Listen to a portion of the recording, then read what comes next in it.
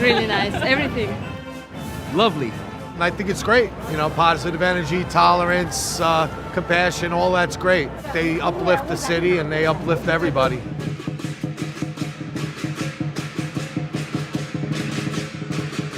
Full of life, the colors, the people. It's amazing. It's magnificent. It gets you in a special mood that you want to relax, meditate, calm down.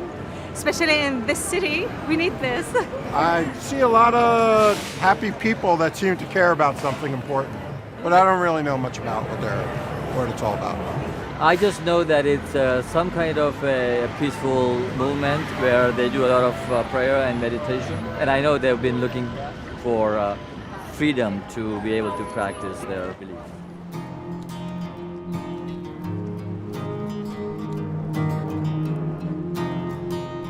This is Manhattan, New York. Since 1999, many Falun Dafa practitioners and supporters from around the world gather annually to celebrate World Falun Dafa Day.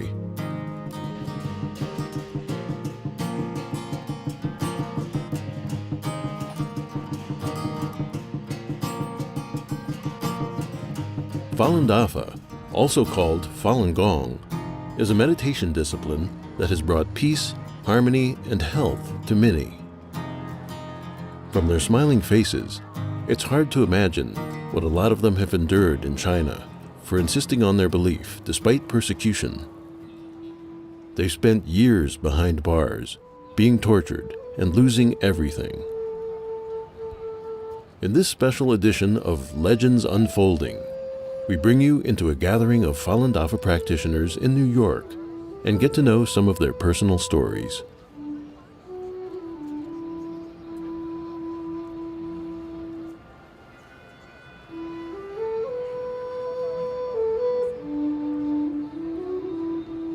In New York's Foley Square, we met Ms. Wanda Fong, a former journalist at a state-run media outlet in China.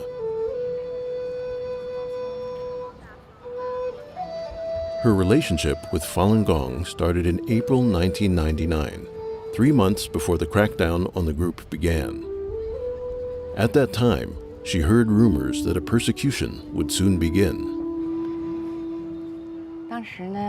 At that time, I felt that a crackdown on Falun Gong was impossible because its positive health effects were well known in China.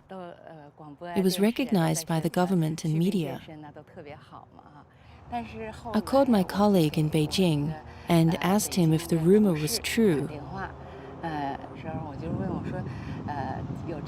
He said yes, and told me that some colleagues had been told to investigate and collect negative information on Falun Gong. I thought, oh, it looks like another political movement is about to begin. You didn't practice then? No, I did not. I know it's very good because my parents were practicing Falun Gong. Many of Da Feng's family members practiced Falun Gong. However, she did not practice due to her busy work schedule. As rumors about the persecution increased, she began to worry about their safety. One day, she went to a morning practice site with her family, where she witnessed an unexpected scene. The square was quiet. I saw 2 or 3 water tankers at the edge of the square, like those used for landscaping. Everyone was meditating, and I was standing behind them watching. Suddenly, I heard the engine of the water tankers start.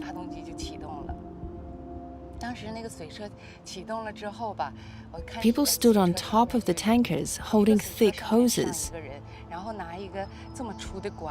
and yelled that they were going to spray the square.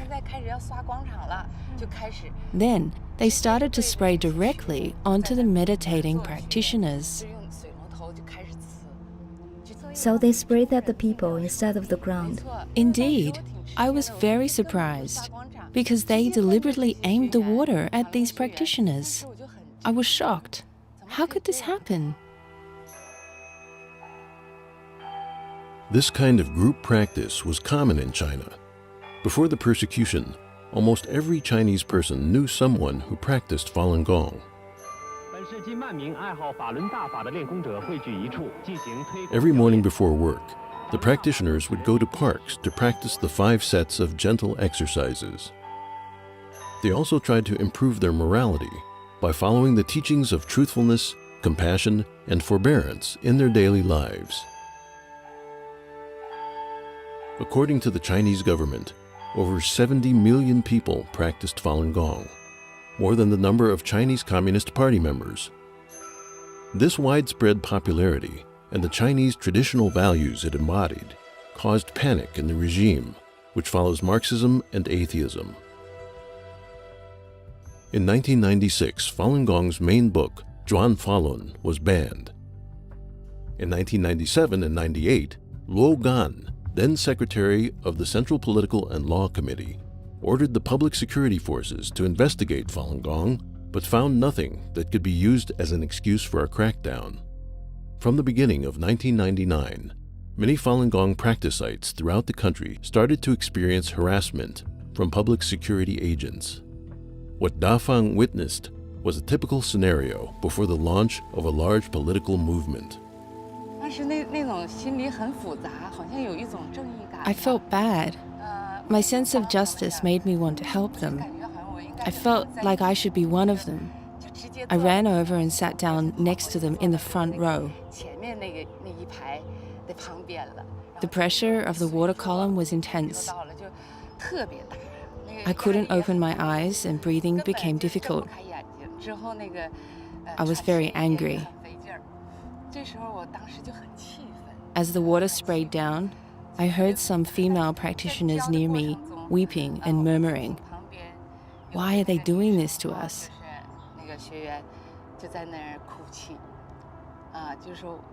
But everyone was calm and stayed sitting. Gradually, as the water continued to rain down, even though I was very cold, my heart seemed to open up and awaken. I thought, why is the government doing this to these good people? I have to support them.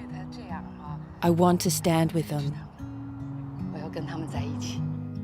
That was how Da Fang started to practice Falun Gong. 3 months later, the persecution began nationwide. Da Fang's family went to appeal for Falun Gong many times and were repeatedly arrested. Her younger sister, Kefei, was tortured to death in a labor camp. Her older brother was sentenced to 13 years in prison, where he suffered constant torture. My sister was a senior staff member at a bank. She was a very kind and beautiful person. She was tortured to death in the labor camp. My brother is a well-respected engineer. His designs and patents are well recognized. Were you angry, or sad, or scared? How were you feeling? My feelings were complex because I followed truthfulness, compassion, and forbearance and cultivated myself. I did not feel rage. I was in shock. How could the Chinese communist regime treat good people like this and persecute them? I could not understand it. Da Fang's story is just one example of the suffering experienced by thousands in China. Outside of China, many people have started to practice Falun Gong out of an interest for Chinese traditional culture and have used different ways to help stop the persecution.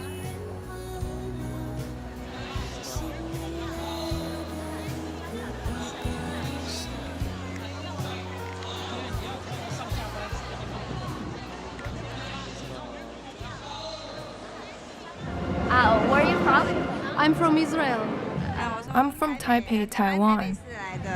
I'm from Belgium. And I'm from Iran, but I live in Dubai. Sweden. Yes. We come to be part of the activities that tells the world about how Falun Dafa is great. I had just given birth. My whole body hurt. I was constantly seeking traditional Chinese doctors, massage, and acupuncture. Sometimes it got better, sometimes it didn't. However, on the 5th day of attending the Falun Gong seminars, all my pain just disappeared.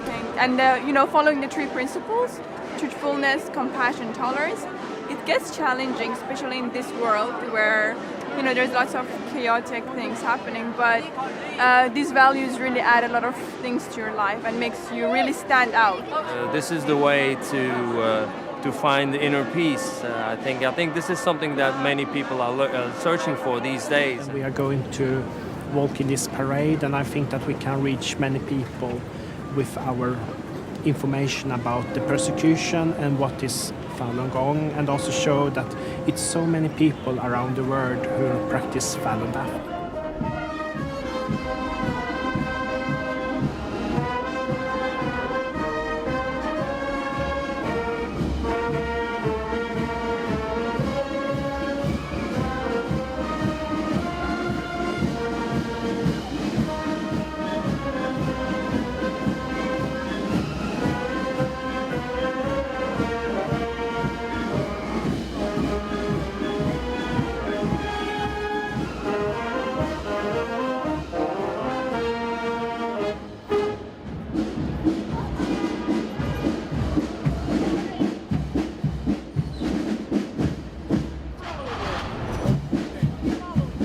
Marching along 42nd Street, the Falun Gong practitioners' parade crossed Manhattan from east to west.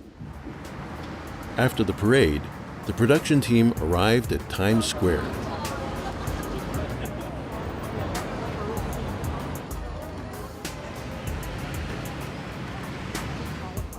There, our reporter met with Basilio, an entrepreneur born in Greece who immigrated to Sweden.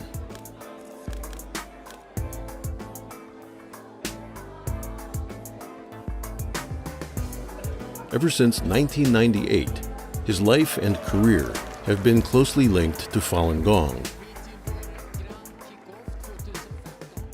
When I was a child, let's say I was not even a teenager, right? And I was very interested in martial arts. So back in those days, I thought, every Chinese person knows Kung Fu, right? So I just went up to our Chinese restaurant. We had a Chinese restaurant where I lived in Sweden, a very small town. So I went there, I thought I'll ask, got to be some Chinese people there, I can ask them to teach me martial arts. So when I went there, I went there, so I saw the chef, he was standing outside of the restaurant smoking. So I went there to him, so I said, hey, can you teach me Kung Fu? He said, yeah.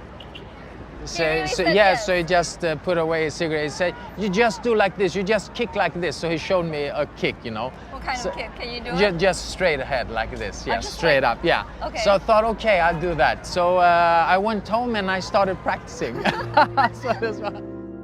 In the 90s, Falun Gong spread to Sweden, attracting many who loved Eastern culture. In 1998, Vasilios found the Falun Gong books online and began to practice. After practicing for maybe not even a month, I noticed that actually my allergical problems went away, and I also had back pain and other symptoms, because of stress with my stomach and those kind of things, and they all went away. So then, of course, I thought, wow, this is something great, So this is how I continued the practice. And I became calmer than I was before and not so much stressed. So, and actually now even my wife has seen changes in me, so that means they helped me a lot. Yeah. So you had 1 year peaceful practice until 1999. Tell me, what was it like for you in 1999? Yeah, well, at that time I was actually doing my military service in Greece. So there I accessed the internet, so I saw that Falun Gong had been banned by Jiang Zemin in China. So, well, I thought, this is crazy. I know Falun Gong is very good because I practice it, right?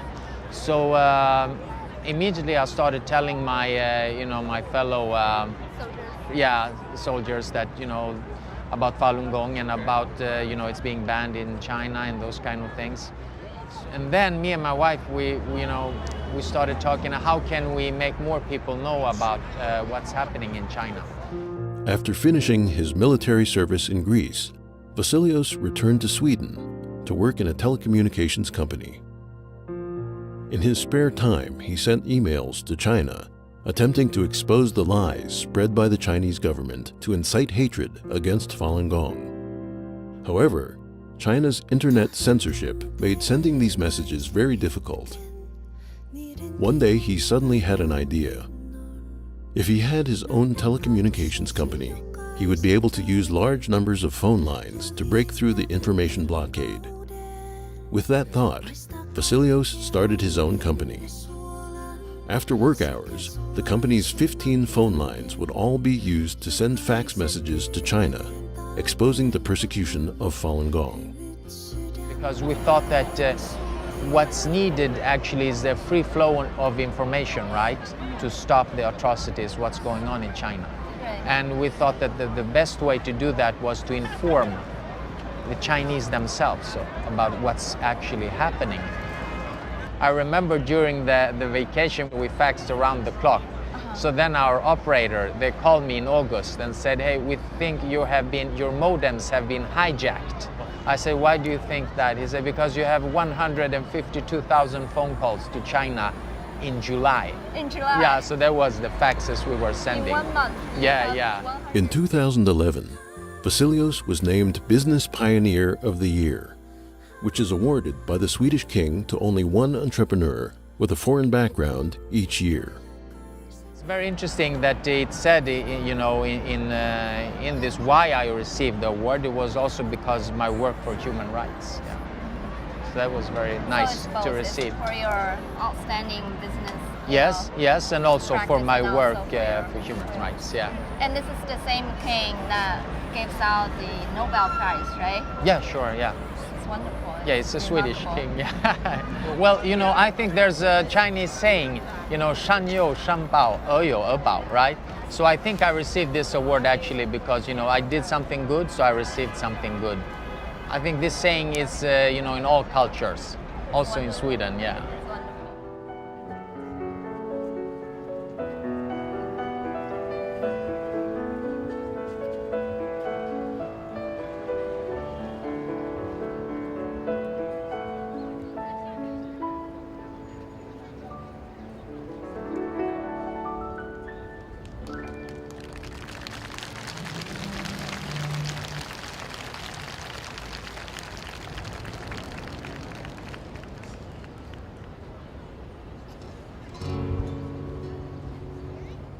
So hello everybody, and my name is Anna Kokkonen and I come from Finland.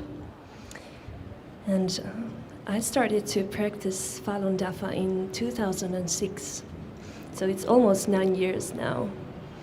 And I think it's the best thing that has ever happened to me. I've become very healthy, both in my mind and in my body. And I've got a lot of inspiration from Falun Dafa, as I'm a singer-songwriter. And this song is dedicated to the victims of persecution in China. And I will now briefly tell you the meaning of the lyrics.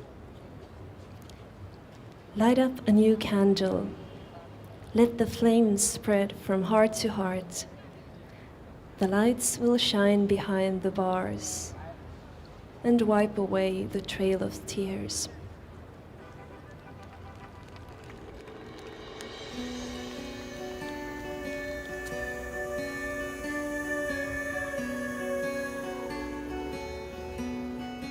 Nainen puetaan surupukuun vankilan. Syytön lukitaan sisään häkin kaltevan. Muistaa pimeässä kuka on, ei suostu siitä luopumaan. Kyynel valuen vielä sanoo totuuden. Hinta ajatuksen on verenpunainen. Et voi tukahduttaa sydäntä, hän kuiskaa hymy huulillaan.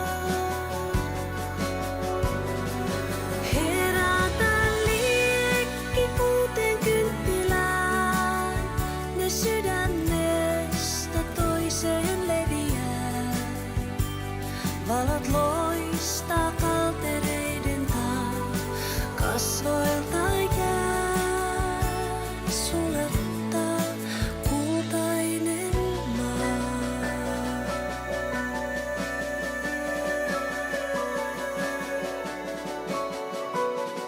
Seinän takana nuori isä kahleissa, kasvot kapeat, iho lumen valkea. Hiljaa odottaa ja tietää, että tänään pelot mitataan. Täytyy valita elämä tai kuolema. Päätään kohottaa, ei kipu lannistaa.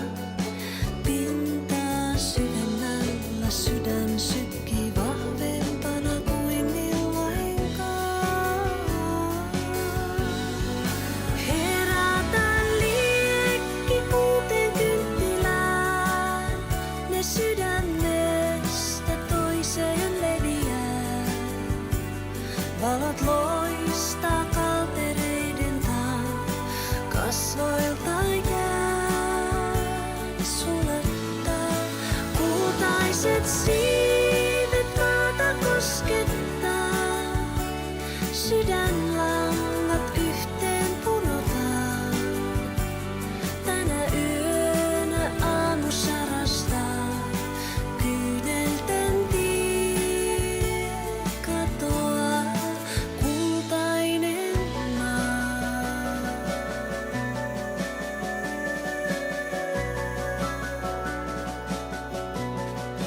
Kultainen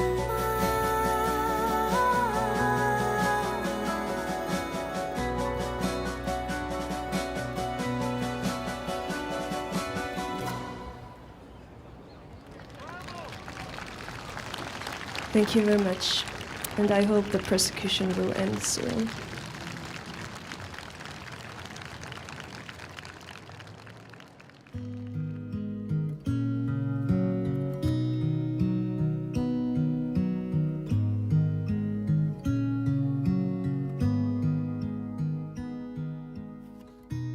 Uni hiekassa kalaan,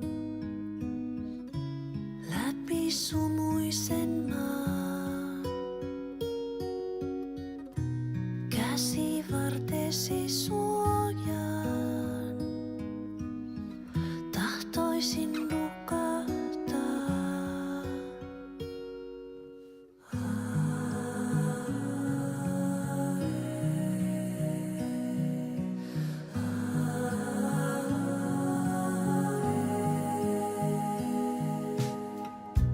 Vie mut virtojen ääreen,